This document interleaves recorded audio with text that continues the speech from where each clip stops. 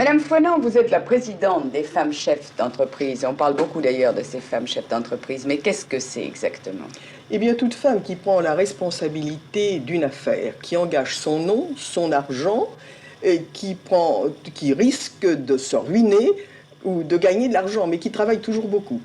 Le seul mérite que je me reconnais, c'est peut-être, ayant été veuve très jeune, de m'être aperçue et d'avoir enregistré cette sorte de gang épouvantable pour la femme, un véritable sarcophage qu'est la solitude.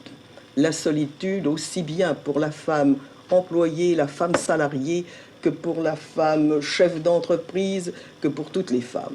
Vous savez, l'autorité, non, je crois qu'il faut une certaine souplesse. Vraiment, la main de fer peut-être, mais dans un gant de super velours. Au fond, moi j'estime que dans le travail, les femmes doivent être exactement ce qu'elles sont dans la famille avec le mari. Une femme habile ne se bagarre jamais avec son mari. Jamais. Elle accueille tout avec le sourire. Oui. Mais le lendemain, elle sait ce qu'elle a à dire. Et à ce moment-là, le monsieur est obligé de sourire à son tour.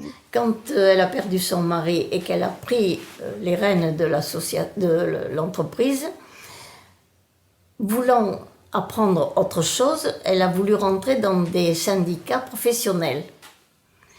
Et elle n'a pas été acceptée par les syndicats masculins. C'est comme ça qu'elle a eu l'idée de créer les femmes chefs d'entreprise.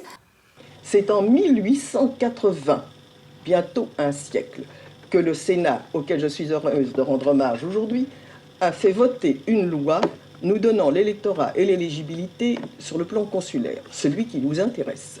Donc, nous étions électeurs et éligibles aux tribunaux de commerce, aux chambres de commerce depuis 1880. En 1945, à la création des femmes chefs d'entreprise, l'éteignoir était tel que personne n'était passé. Les femmes chefs d'entreprise ont été faites en France. Ça a été créé en France. J'ai été très surprise de voir que la Belgique a demandé à se rallier. Nous avons été obligés de changer, de devenir européennes. Quand on m'a demandé d'aller en Hollande, je me dis « Oh, les Hollandais, oh là là là là là là là là, ça ne va pas aller, je ne vais pas les comprendre, c'est une autre vie, ça ne va... » Bon, enfin, ça s'est très bien arrangé.